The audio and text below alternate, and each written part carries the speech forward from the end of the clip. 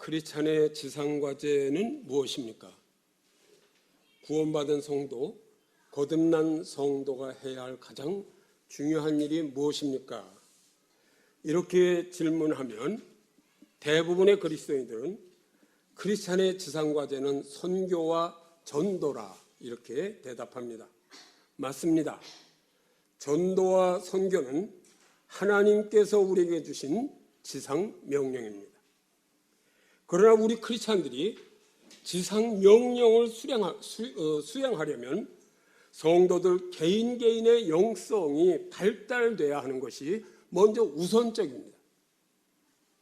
마태복음 5장 14절에 너희는 세상의 빛이라 이렇게 말씀하십니다. 그런데 오늘날 크리스찬 수가 한국의 20%가 넘는데도 세상이 밝지 않고 어두운 이유는 무엇입니까? 너희는 세상의 빛이라는 빛이 20%나 돼도 빛을 발하지 못하는 빛이 더 많기 때문에 그렇습니다. 지상 명령을 몰라서입니까? 아니면 빛이 되라는 뜻이 무엇인지 가르치지 않아서 우리가 이렇게 어둠 속에서 살게 되는 것입니다. 그 이유는 간단합니다. 빛이 되어야 할 너희가, 즉 크리스찬의 영성이 자라지 않았기 때문입니다. 크리스찬답지가 않기 때문. 우리의 신앙이 나이는 오래되고 교회는 다닌 지 몇십 년이 됐어도 아직 초보에 머물러 있기 때문에 세상은 그리스도인이 20%나 되는데도 어둠 가운데 있는 것입니다. 성도 여러분, 잡초는 저절로 자랍니다. 그러나 진정한 크리스찬은 저절로 자라지 않습니다. 크리스찬 개개인의 영성이 발달해야 합니다. 그래야 우리가 빛이 돼서 빛을 발할 수도 있고 복음을 전할 수 있는 전도자도 되고 또 해외에 나가서 복음을 전하는 선교사도 될 수 있는, 내가 우선 그리스도인이 돼야 되는 것이죠. 이것이 우선이에요. 그렇기 때문에 먼저 우선적인 것은 바로 나입니다. 우리가 아니라 내가 그리스도 안에서 온전한 성도가 되어야 되는 거예요. 그러니까 내가 발달해야 돼. 나의 영성이 발달하지 않으면, 그렇지 않으면 아무리 지상 명령하냐 뭐래도 나하고 아무 관계가 없는 거예요. 그러면 영성을 발달시켜야 할 나는 무엇인가? 성경은 나를 무엇이라고 말씀하시는가? 우리 창세기 1장 27절부터 28절을 함께 봉독하겠습니다. 시작.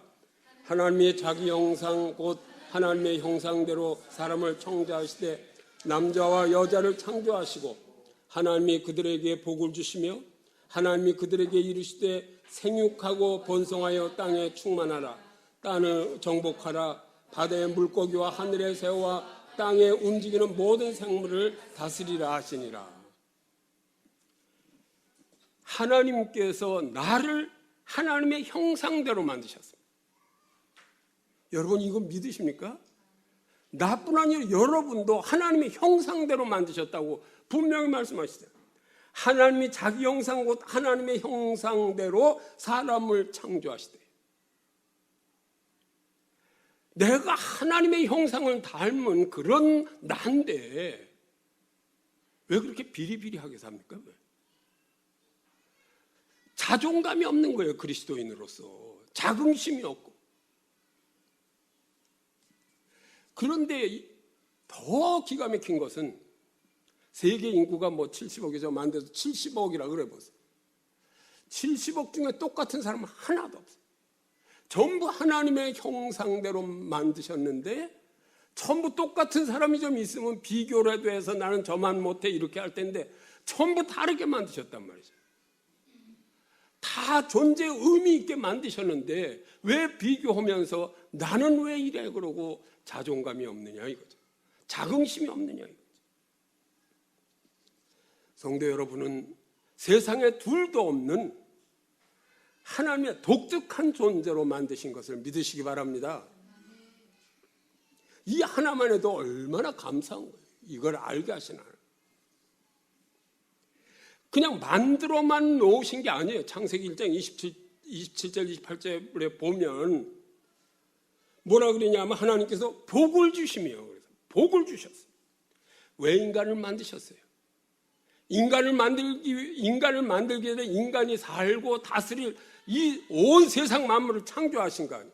우리 인간에게 주시기 위해서 창조하셨지, 하나님이 여기서 사시려고 창조하셨나요? 그러니까 온 세상을 만드시고 인간을 만드시고 복을 주시면서 다스리라고 하셨어요. 이건 네 것이다 말이야. 다스려라. 그런데 우리 기독교에서 너무 우리 하나님의 존재 이유를 그냥 속죄, 예수 그리스도를 통해서 나의 죄를 사해 주시고 내가 죽어도 죽는 것이 아니라 영원히 천국에 산다, 이게 옳습니다. 우선이고 이보다 더 큰 은혜가 없어요.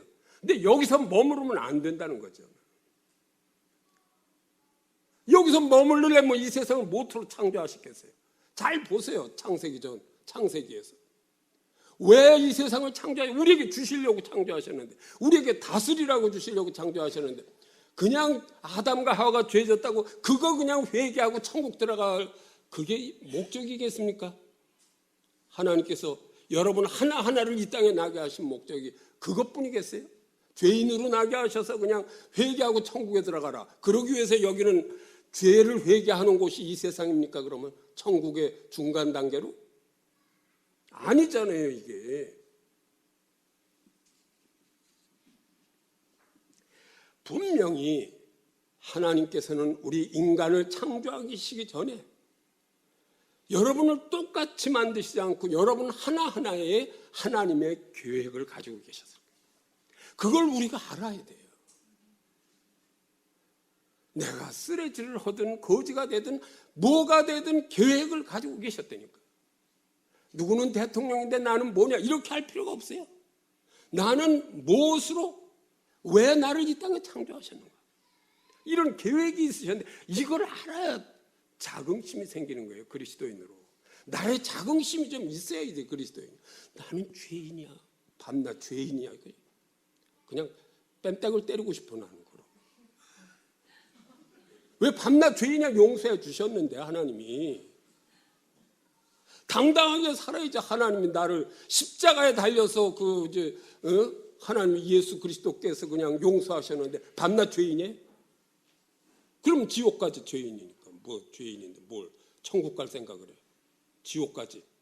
죄인은 지옥으로 가는 건데. 우리는 의인이에요. 하나님의 자녀예요.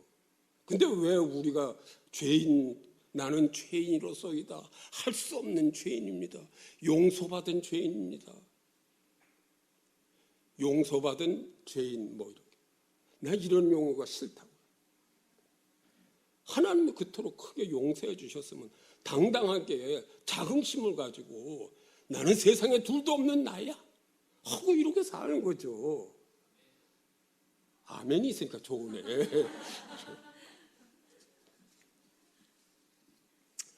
그래서 나는 우리 박 목사님이 나보고 숫자를 좋아하신다 그러시는데 내가 숫자를 좋아해요. 생각을 해보세요. 우주의 나이가 과학자들이 몇 년이라고 그랬어요? 우주가 빅뱅에서 우주가 생긴 게 약 200억 년이에요. 난 그렇게 뭐 200억 년이든 그 상관없어요. 하나님 왜 그러냐면 성경대로 하니까 무슨 4,000년 전에 그거 틀려요. 중간에 뭐가 빠진 게 있기 때문에 성경대로 이렇게 해도 4,000년 이상이 나와요. 중간에 갭이 있기 때문에.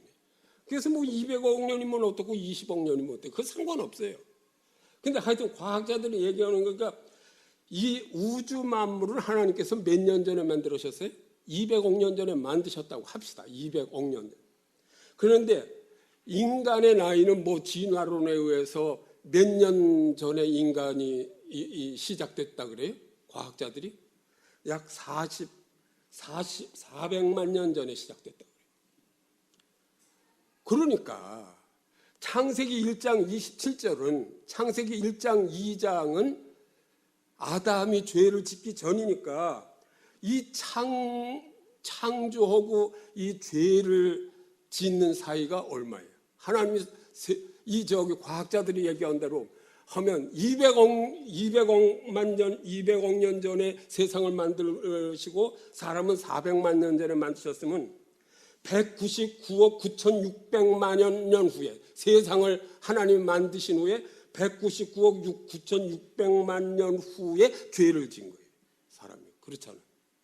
그러니까 창세기 1, 2장과 3장 사이가 199억 9,500만 년 전. 그럼 199억 9,600만 년을 아담과 하와가 산 거 아니에요? 그 안에서. 죄 짓기 전에는. 그렇잖아요. 천지만물. 그러니까 그 복을 받고 세상을 다스리고 살았어요. 그걸 지금 성경에서 그 부분은 지금 생략해서 그런 거 아니겠어요?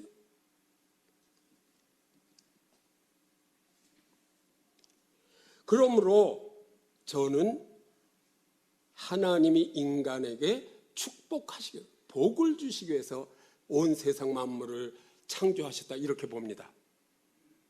여러분을 만드시고 다스리라 그러시고 이건 네 거야. 너 가져. 이렇게 만든 게 온 세상 만물인데 왜 이걸 다스리지도 못하고 나는 죄인이야 발발 떨고 이러고 있느냐 말이죠.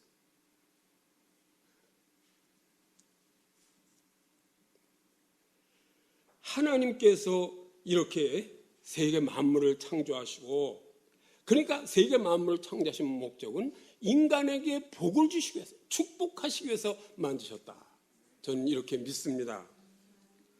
이사야 49장 1절을 우리 함께 보시겠습니다. 시작. 섬들아 내게 들으라, 먼 곳 백성들아 귀를 기울이라. 여호와께서 태에서부터 나를 부르셨고 내 어머니의 복중에서부터 내 이름을 기억하셨으며.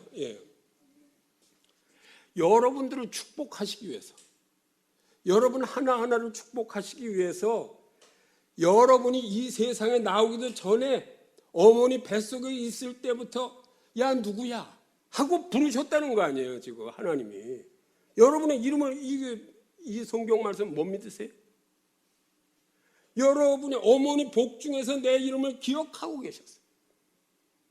왜냐면 그러니까 여러분을 그냥 어머니가 그냥 태어나니까 쓱 그냥 나오는 게 아니라 복중에 여러분이 잉태할 때부터 하나님이 만드신 거예요. 목적을 가지고 만드신. 너는 나가서 이 땅을 다스리는데 너는 한국에 태어나가지고 어디를 다스려 봐라. 그런데 그걸 안 하면 되겠어요?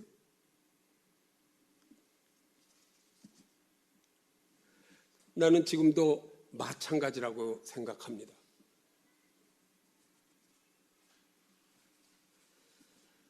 (400만 년 전) 얼마 전에, 그러니까 200억 년 전으로 보면 400만 년 전은 얼마 전에 죄를 진 거예요. 아담과 하와가. 그래가지고 이 땅에 죄가 들어와가지고 하나님께서 독생자 예수 그리스도를 보내주셔서 그냥 그 아담과 하와가 진 원죄를 다 깨끗하게 해주셨단 말이죠. 그럼 다시 회복했으니까 세상을 다스릴 권세도 우리에게 회복해 주신 거 아니냐 이거죠. 이 땅에서도. 그러기 때문에 우리가 하나님의 자녀라 그러시잖아. 하나님의 자녀로 살아야지 세상을 다스리면서. 근데 왜 학교에서도 공부도 못하고 빌빌거려? 하나님의 자녀가 난 그 이해할 수가 없어.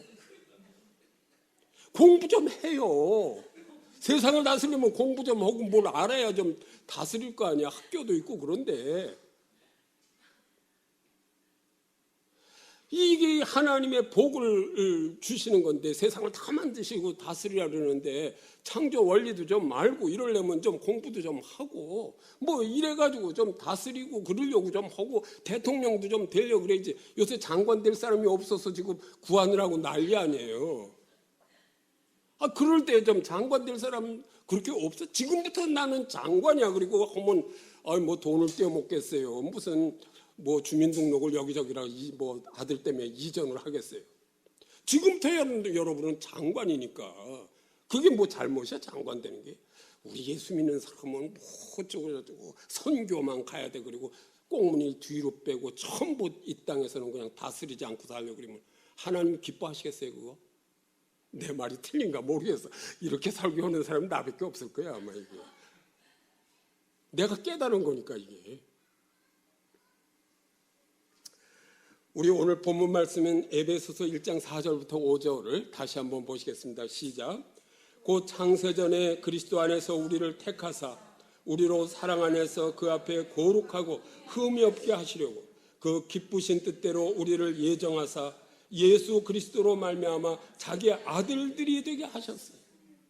하나님의 아들들이 되게 하셨는데 왜 아니라 그래? 하나님이 죄인을 아들 삼으시겠어요? 여러분 죄를 다 예수 그리스도의 보혈의 피로 여러분 죄를 속죄해 주셨으니까 하나님의 아들을 되시는 거지. 왜 당당하지 못해? 이 자긍심이 왜 없느냐 이거죠. 이게 난 하나님의 아들이다. 그래서 설악산 주신다면 아이 나 그 관력이 어려워요. 하나님 나 설악산 주지 마세요. 이러고 당당하게 하라고 하나님께. 동해물 그 동해 바다를 다 주시면 어떡합니까 거기. 이러고 그거 안 받아야지. 그 조그만 땅 몇 평 가지고 그러고 찔찔매면서 하나님 저거 주세요. 그리고 40일 금식하며 기도하시겠어요? 하나님이 설악산을 줘두고 나는 관리 힘들어서 안 가지려고 그래요. 근데 아버지가 하나님이시고 다스리라고 그러셨는데 왜 우리를 죄에서 속량하시고 하나님의 아들로 다시 세우셨느냐? 우리 에베소서 1장 12절을 같이 봉독합니다. 시작. 이는 우리가 그리스도 안에서 전부터 바라던 그의 영광의 찬송이 되게 하려 하십니다. 창세기에 우리를 창조하신 목적이 뭐냐면 인간을 창조하신 목적이 우리를 통해서 영광을 받으시기 위함이었어요. 그렇기 때문에 다시 우리를 회복시켜 주셔서 우리의 영광의 찬송이 되게 하려 하십니다. 근데 비리비리 그러면서 비리비리 거리는 놈들한테 영광 받으시겠어요? 하나님이? 천지 만물을 창조하신 하나님이신데 당당하게 우리 아들로부터 그 입으로 찬양을 받기를 원하시는 거지. 대충이 아니라 너 찬양해라 기도해라 너 예배드려라 그래서 예배드리는 것이 아니라 스스로. 그러니까 선택권을 주셨잖아요. 아니면 지옥 가는 거고 영광을 드리기 위해서 살겠느냐 아니면 반대로 해라 지옥 가라. 다스리긴 뭘 다스리라 너는 물에 빠져 죽어라 그러시는 거지 뭐. 그러므로 성도 여러분 나는 누구입니까? 당당하게 나는 하나님께서 나의 이름을 지어 부르신 반복될 수 없는 나의 고유한 자예요. 70억 인구 중에 나하고 똑같은 사람. 쌍둥이도 똑같지 않다. 우리 막내가 쌍둥이. 일란성 쌍둥이도 똑같잖아. 점이 하나 더 있더라. 똑같다 그래도 마음이 다르잖아. 마음이 또 다르잖아. 생각이 다르고. 즉 여러분 한 분 한 분은 누구도 여러분의 삶을 되풀이할 수 없는 그런 하나님의 한 분밖에 없는 그런 존재예요. 그래서 여러분을 귀하게 여기시고 하나님께 독생자까지 보내셔서 죄를 사시고 하나님의 아들로 다시 회복시켜 주셨는데 무슨 용서받은 죄인이라고 떠들고 있어요. 그런 목사들이 얼마나 많으냐. 용서받은 죄인이면 지옥 가야지. 죄인이니까 결국은 죄인 아니야. 용서받은 의인이지.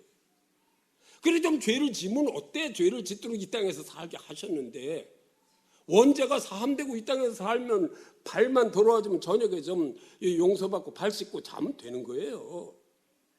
그런 죄 가지고 뭐라 그랬지? 구약 요새 읽었는데 얼마나 그 임금들 왕들도 얼마나 그냥 추잡한 죄를 많이 져. 솔로몬도 뭐 궁녀를 1000명씩이나 데리고 살아도 솔로몬 하잖아요. 다윗도 그렇고 아들까지 뭐 누구야 그 르호보암은 아들까지 많은 부인을 얻어줬다 이렇게까지 성경에 기록하고 있다. 난 구약에 있는 누구보다도 내가 훨씬 잘났다고 생각합니다. 그렇잖아요. 여러분도 다 잘났지. 구약에 있는 그 사람에 비해 여러분이 뭐 후초를 하나 얻은 일이 있어 뭐 한 일이 있어. 구약의 왕들 봐요. 전부 후처 뭐 별의별 거 다 하잖아. 그게.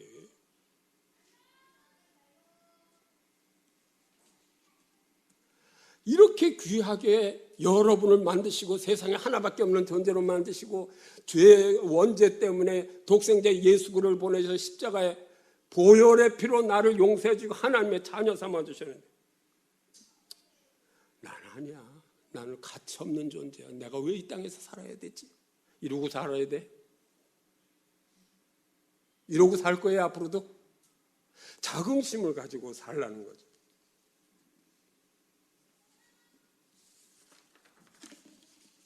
이 자긍심이라는 제가 말씀드리는 거 자긍심은 뭐냐면 자신에 대해서 긍정적인 평가를 하는 것을 자긍심이에요. 그러니까 자신에 대해서 긍정적인 평가를 하고 살라 그러는 거죠. 판난 나는 용서받은 죄인이라고 부정적인 생각을 하고 살지 말라. 그리고 내가 지금 좀 떨어지면 어때? 잘못 살면 세상에 나는 하나밖에 없는 존재야. 이보다 더 큰 자긍심이 어디 있어? 예수님께서 날 위해서 하나님의 독생자 예수님께서 날 위해 십자가에서 피 흘려 돌아가셨어. 야, 이보다 더 큰 자긍심이 어디 있어요? 날 위해서 피 흘려 돌아가신 분이 하나님의 독생자 예수님인데 이보다 더 큰 자긍심을 가지고 그냥 뭐 얼마나 좋아 이게 내가.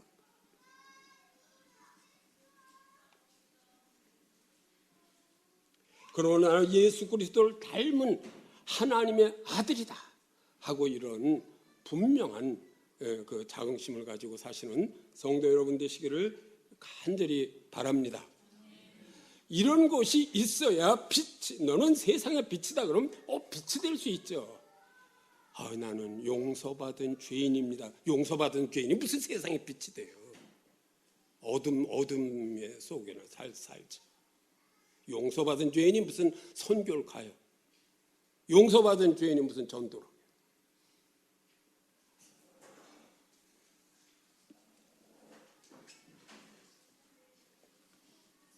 근데 이 자긍심에 두 가지가 있는 걸 줘요. 무조건 자긍심은. 예수님을 믿지 않는 사람은요, 셀프 센터드니스, 그러니까 자기 중심적 자긍심을 가지면 해요. 자기를 위한 자긍심은 안 돼요. 우리 그리스도인은 뭐냐면 그리스도를 닮는 자긍심.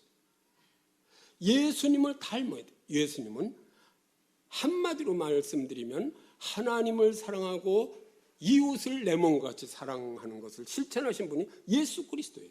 이것이 그리스도인의 영성이라고 하는 거예요. 하나님을 사랑하고 이웃을 사랑하는 그런 자긍심. 하나님의 나는 자녀야. 나는 용서받은 의인으로서 이 땅에 빛을 발할 수 있어. 이런 자긍심을 갖는 성도 여러분 되시기를 간절히 축원합니다. 그래서 이것을 나는 소명 콜링이라고 부르고 싶습니다. 여러분 전부 부르심이 뭐냐? 여러분 태에서부터 이름 지어 부르실 때 하나님이 여러분을 존재하기 위해서 어떤 계획을 가지고 만드신 것을 나는 무엇 때문에 만드셨나를 좀 알아야 돼요. 그리고 자긍심을 가지고 그걸 이루어드리는 거예요. 나는 이것 때문에 내가 한국에 태어나고 이것 때문에 내가 공부를 하고 이것 때문에 내가 건축공학을 공부하게 하셨구나. 그거를 알고 이렇게 해야지. 그걸 알아야 된다. 왜 나를 택하시고 이렇게 하셨나. 그것을 콜링, 소명이라고 합니다. 내 소명이 무엇인지를 그냥 기도만 하다가 하는 게 아니라 진정으로 세상의 그 70억 인구 중에 나만에게 주신 소명이 무엇인지를 깨달아 알아야 된다. 그러니까 전 생애를 통해서 여러분의 개개인이 전 생애를 통해서 하나님께 이루어드려야 할 삶이 있는 거예요. 그것이 여러분 개개인을 위한 하나님의 뜻이란 말이죠. 이것이 그 뜻을 이루어드리는데 공통적으로 무슨 신천을 보고만 한다고 참 좋은 교회가 한다고 여러분도 그것에 전부 이론이 되는 것이 아니란 말이죠. 여러분에게 주신 달란트를 가지고 그 소명을 가지고 이걸 이루어드려야 되는 것이죠. 그것이 무엇이냐? 이거를 깨달아 아는 거예요. 그건 누구도 깨달아 알 수 없어요. 하나님께 물어봐야죠. 하나님께 묻는 태도가 굉장히 중요해요. 구약에 보세요. 처음 요즘 역대기를 이렇게 보는데 쭉 보는데 다윗을 따라 다윗을 적었는데 다윗의 장점이 뭐예요? 무슨 문제든지 하나님께 묻는 거예요. 하나님 이렇게 할까요? 저렇게 할까요? 묻지 않고 지멋대로 하는 건 그냥 다 작살나잖아요. 그러니까 하나님께 묻고 좀 하라고 묻고 하나님 내가 이렇게 갈까요? 나를 이러해서 만드셨나요? 성경 말씀을 보면서 묻는 거죠. 기도가 그런 게 기도죠. 오늘 뭐 우리 아들 뭐 되게 해주세요. 우리 딸 뭐가 되게 해주세요. 뭐 이것만 가지고 기도할 거예요? 그 기도 안 해도 다 알고 다 주실 건데 뭘 그런 걸 가지고 기도해요.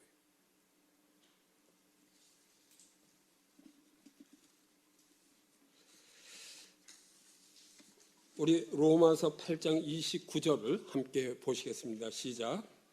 하나님이 미리 아신 자들을 또한 그 아들의 형상을 본받게 하기 위하여 미리 정하셨으니 이는 그로 많은 형제 중에서 맏아들이 되게 하려 하심이니라.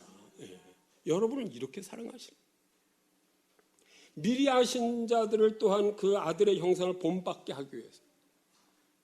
그러니까 그리스도를 닮는 것, 본받게 하는 것이 우리 그리스도인의 삶의 목적이에요.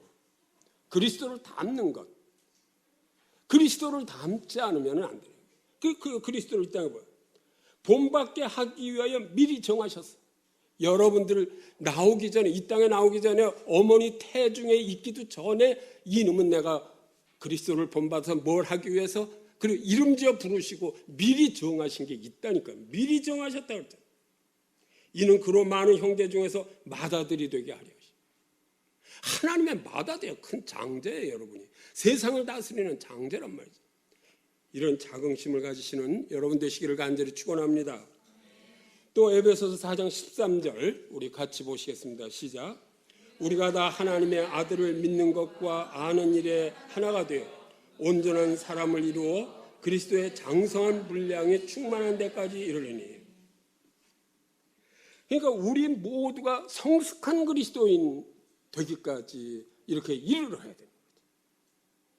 그러니까 완전성에 도달해야 된다고요. 그리스도를 닮는 완전성에까지. 나는 그건 안 돼. 밤낮 죄를 지는 이건 뭐 아예 가기도 전에 한 발짝도 안 옮기는 거지. 그래서 우리 그리스도인들은 지금 나에서 내가 되어야 할 나, 소명, 하나님이 창세전에 나를 짓기 전에 나를 무슨 목적으로 가지고 만드셔서 이 땅에 내게 하신 나를 알아가지고 그 나를 위해서 향해서 살아가는 것이 바로 우리 그리스도인의 삶이에요. 여러분 뭐 때문에 여기 사시는 거예요? 누구같이 무슨 텔레비 나오는 누구 뭐 가수같이 그렇게 살려고 나오셨어요? 아니잖아요. 여러분마다 목적이 그건 누구도 몰라요. 여러분만 하나님 물어보세요. 좀 물어보고 하나님 나 왜 이 땅에 내오셨어요? 그리고 성경 말씀을 보면서 이건 기도를 정말 40일 금식 기도하면서도 알아야지. 그래서 내가 이걸 좀 연구를 해보려고 그래요. 이제 시간 좀 나면 도대체 내가 누구인가를 어떻게 아는 방법이 없을까? 그거 알면 책이 베스트셀러로 나갈 것 같아요. 그렇잖아요. 누구든지 자기를 알고 싶어 할 거 아니에요. 그러니까 우리는 하나님께서 원하시는 존재의 그 완성품을 향해서 나가는 존재란 말이에요. 그렇기 때문에 교회에서 우린 대학부가 뭐 1000명이 모인다. 이거 의미 없는 거라니까 그거. 다 사랑의 교회, 오늘의 교회로만 가실 거예요? 여기 대학생들? 가서 뭐 하려고? 부속품 노릇하려고? 내 존재의 목적을 가지고 살아야지. 무슨 뭐 그런 데 가서 사랑의 교회 뭐 그런 데 가서 뭐 부속품 노릇을. 그 교회가 잘못됐다는 게 아니에요. 가는 사람이 잘못된 거지. 그렇기 때문에 왜 나를 만드셨습니까? 왜 나를 창조하셨습니까? 물어보면서 여러분 그 자기 완성품을 향해서 하나님 날 이렇게 해서 이것 되라고 날 만드셨군요. 이걸 깨닫고는 그걸 해서 전진해 가는 거죠. 그게 만약에 아프리카로 가라 그러시는 거면 아프리카로 전부 무슨 아프리카로만 가라 그러시겠어요? 우리 한국 교회 선교사의 무슨 뭐 60%가 뭐 필리핀으로 간다나 뭐 그런 얘기도 있어요. 우리 교수님은 계시지만 난 모르겠어요. 선교에 대해서. 전부 필리핀으로만 가는 건 아니지 않겠어요?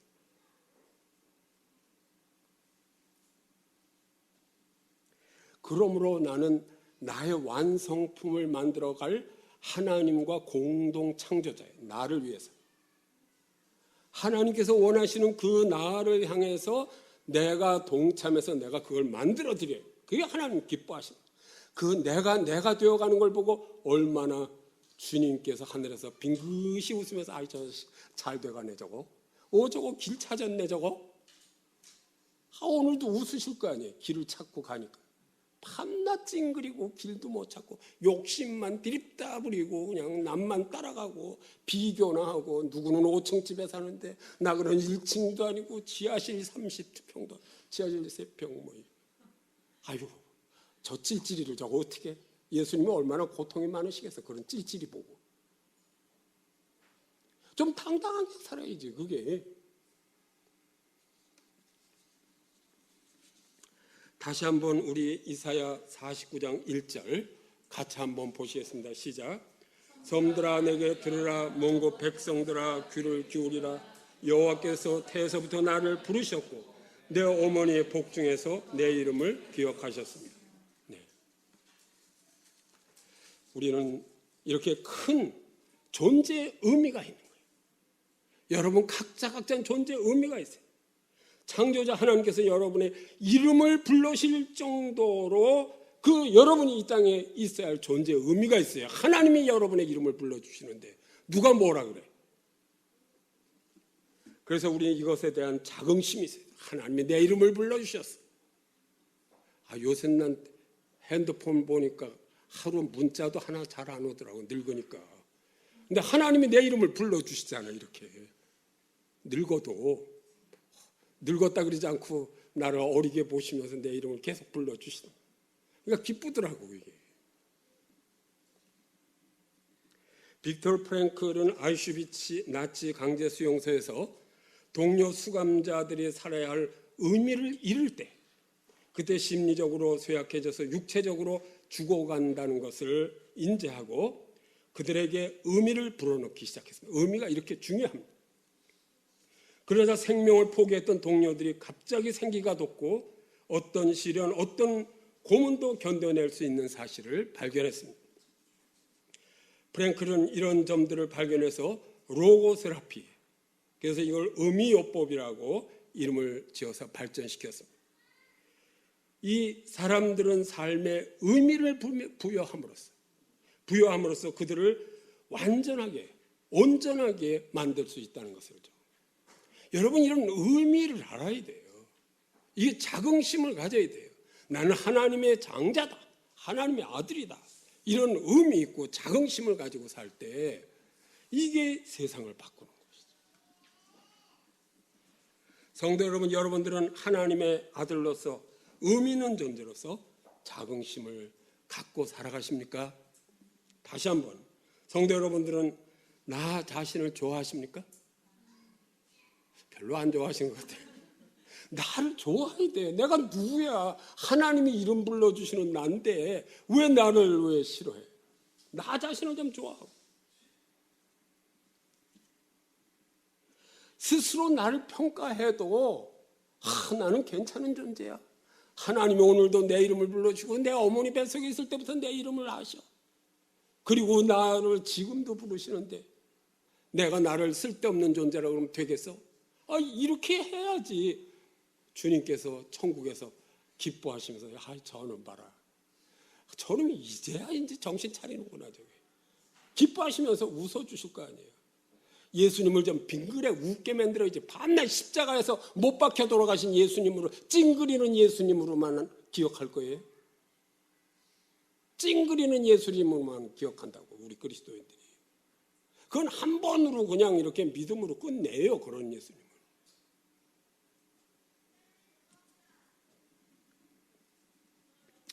그래서 이런 자긍심을 갖는 그리스도 안에서 그리스도를 닮는 자긍심을 갖는 나를 발견하시는 그런 여러분 되시기를 간절히 축원합니다.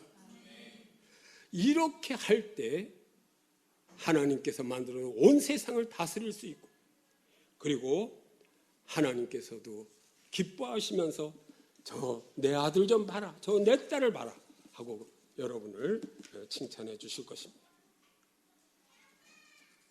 나는 그렇게 해서 우리가 우리의 길을 이렇게 찾을 때, 내가 누군지를 찾을 때, 그것이 우리 인생에 있어서 희년의 원년 시작이다, 이렇게 봅니다. 그러니까 나이가 60, 70이 돼서도 이제 원년이 시작도 안 되면 안 되는 거지. 허송세월로 한 거지. 내가 누군지도 모르고 지금까지 살아왔어.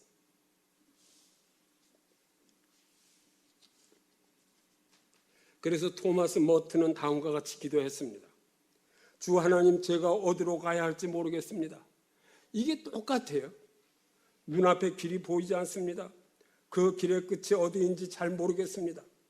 저는 저 자신을 제대로 알지 못할 뿐 아니라 제가 당신의 뜻을 따르고 있다는 것이 실제로는 그렇지 않을 수도 있겠다는 생각도 듭니다. 아마 토마스 머튼 같은 이런 기도를 많이 드리고 있지 않은가. 그렇지만 당신을 기쁘게 해드리고자 하는데 제 마음만으로 당신을 기뻐하게 할 수는 없습니다. 우리는 이 토마스 머튼과 같은 기도를 하면서 영성이 아주 충만한 사람이라고 이렇게 자평하는 것은 아닙니까?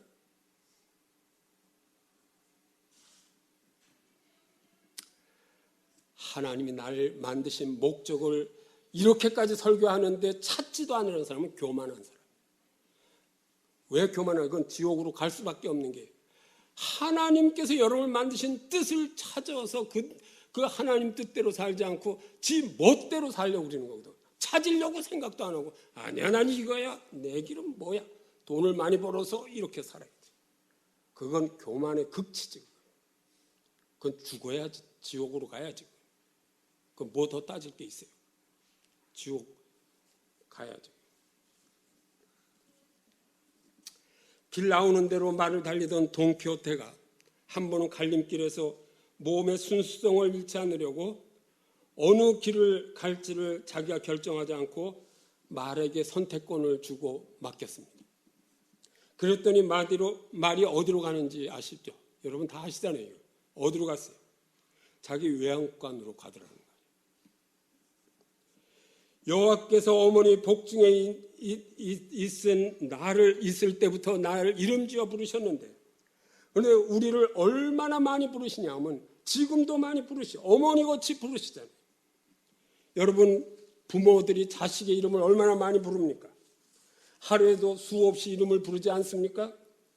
누구야 밥 먹어라부터 학교 가라, 누구야 학교 갔다 왔냐, 무슨 누구야 하면서 그냥 자식들을 그렇게 막 부르는 거와 마찬가지로 하나님께서 지금도 여러분의 이름을 그렇도록 불러도 그 하나님이 원하시는 길을 가지 않고 딴 길로 가면 하나님이 여러분 삶을 보고 웃으시겠어요? 예수님이 찡그리시지. 저놈이 참 좋은 교회 가서 이종욱 목사 설교를 듣고 빨리 좀 깨닫고 돌아와야 될 텐데, 이러시지 않겠어요? 이게?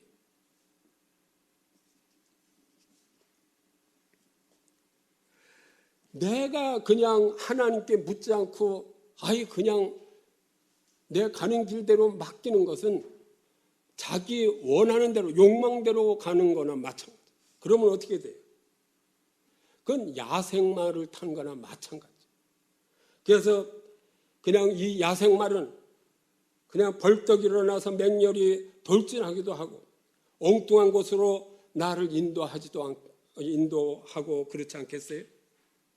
그리고 우리 온 힘을 다해 그냥 안장에 매달려서 떨어지지 않으려고 그냥 고통스러운 인생길을 가다가 어느 날 그냥 그 안장에서 떨어져서 상처받고 그냥 그때야 주여 나 어찌하오리까, 지금 회개하고 주께 가오니 뭐 찬양 불른들 그건 뭐 용서해 주시겠지만 얼마나 억울한 인생을 살다 죽는 거예요. 그게. 자기를 지으신 목적도 모르고 살다 그냥 겨우 천국에 들어가는, 회개하고 천국으로 들어가는 그 억울한 인생. 참 답답하지. 그게. 어렸을 때부터 알면 이거 얼마나 좋겠어요. 그게.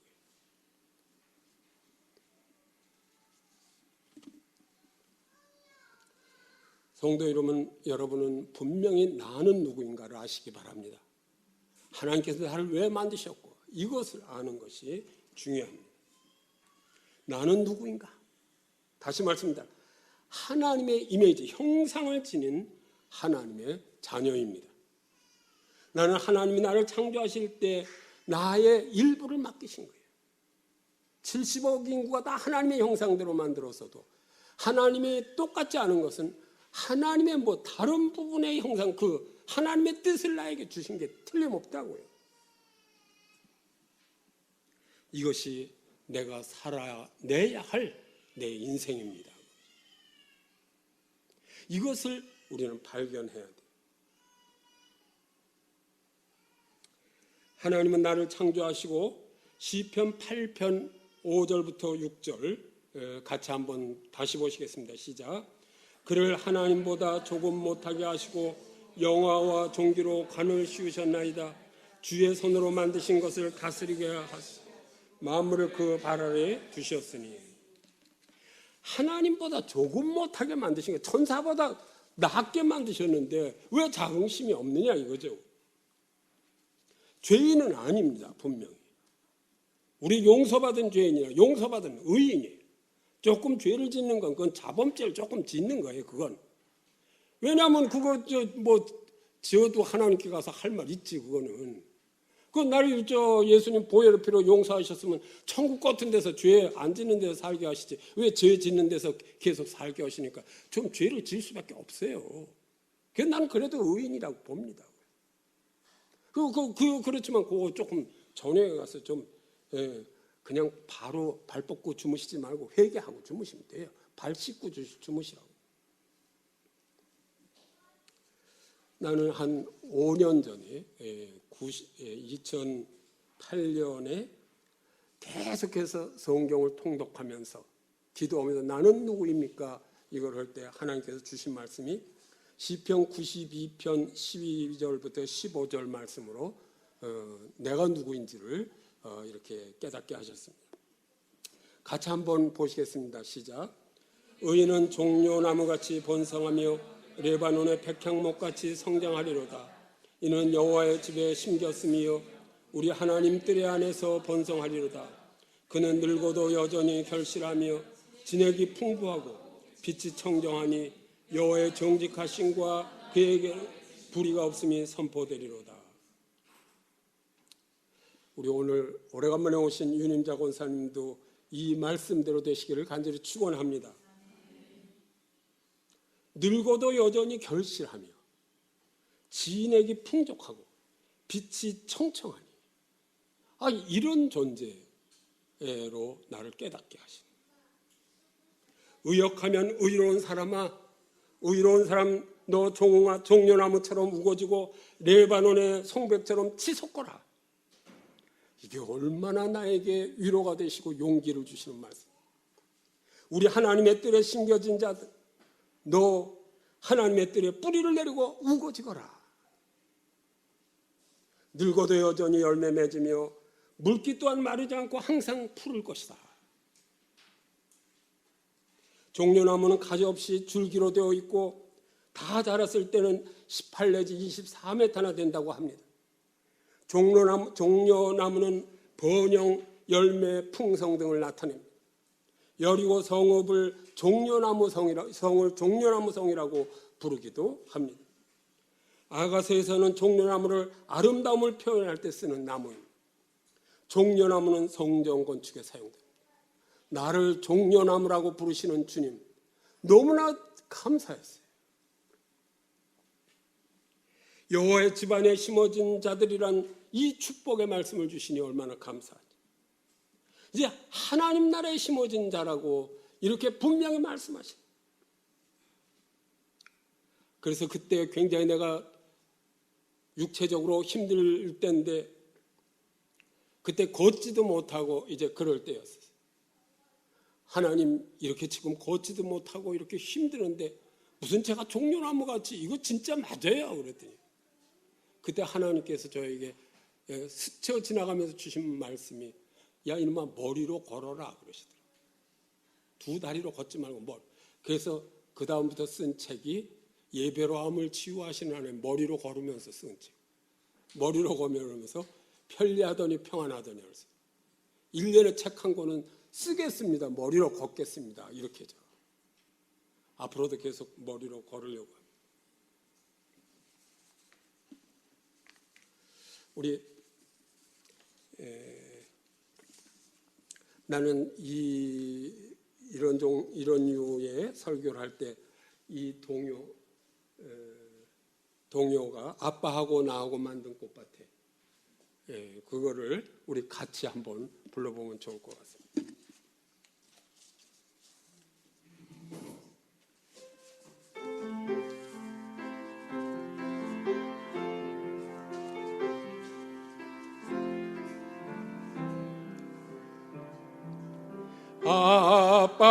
아빠하고 나하고 만든 꽃밭에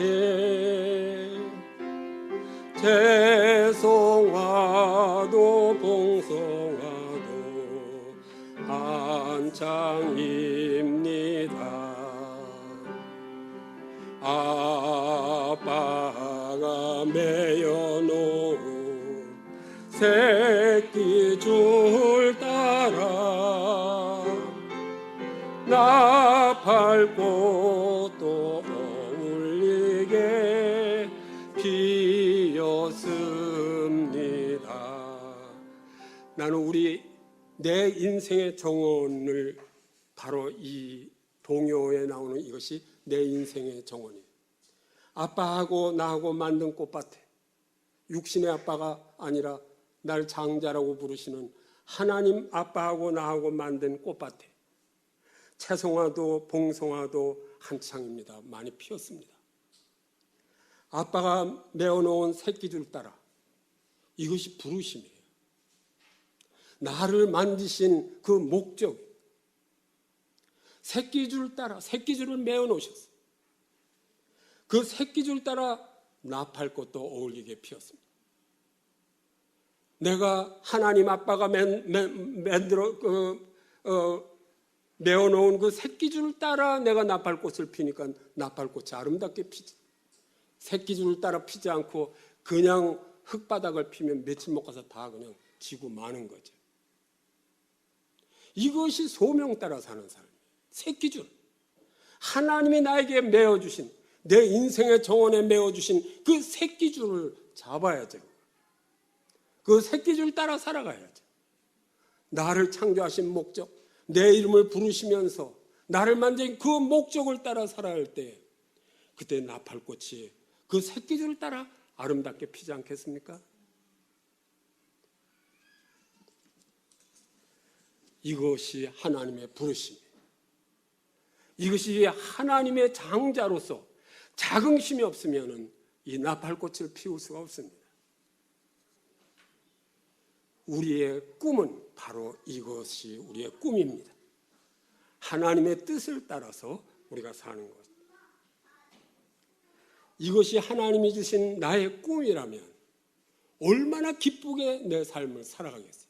이게 분명한데 참으로 여러분 그리스도인의 자긍심을 가지고 나는 예수 그리스도를 이 땅에 보내셔서 나의 모든 죄를 용서해 주실 정도로 나는 귀한 존재야. 얼마나 귀한 존재입니까? 그것뿐 아니라 그냥 나 태중에서 낳기도 전에 날 계획을 가지고 이름을 지어 부르시면서 만드셔서 이 땅에 내놓으셨어. 그런 내가 이렇게 살아야 되겠어. 내 새끼줄은 어디다 매놓으셨나? 하나님 내가 땅에서 기어다니면서 세상 사람들과 같이 그렇게 사는 데서 이제 그 새끼줄 따라 하나님이 매놓으신 새끼줄 따라 아름답게 나팔꽃을 피우고 살겠습니다. 이렇게 기도하면서 자기를 발견하고 당당하게 아름답게 하나님 예수 그리스도께서 항상 여러분의 삶을 보고 웃으실 수 있도록 사는 여러분 되시기를 간절히 축원합니다. 기도하시겠습니다. 할렐루야. 거룩하시고 감사하신 아버지 하나님 참 감사합니다. 우리를 사랑하셔서 독생자 예수 그리스도를 보내주시고 아버지 하나님 그 보혈의 피로 나의 모든 죄를 용서해 주시며 하나님의 자녀 삼아 주신 것 진심으로 감사합니다. 그뿐 아니라 우리를 이 땅에 보내실 때 창세 전부터 우리의 이름을 지어 부르시면서 아버지 하나님 하나님의 계획에 따라 목적을 가지고 이 땅에 우리를 내주셨사오니 감사합니다. 그러나 우리가 하나님의 뜻에 따라 살지 못하고 땅바닥을 기이며 살았던 것을 용서해 주시고 이제는 오직 아버지와 주님께 물어가면서 하나님의 뜻이 어디 있는지를 물어가면서 아버지 하나님 하나님께서 아주 메어놓으신 그 새끼줄 따라서 아름답게 꽃을 피며 세상에 빛이 되는 삶을 살 수 있도록 축복하여 주시옵소서. 우리 주 예수 그리스도의 이름으로 기도드리옵나이다.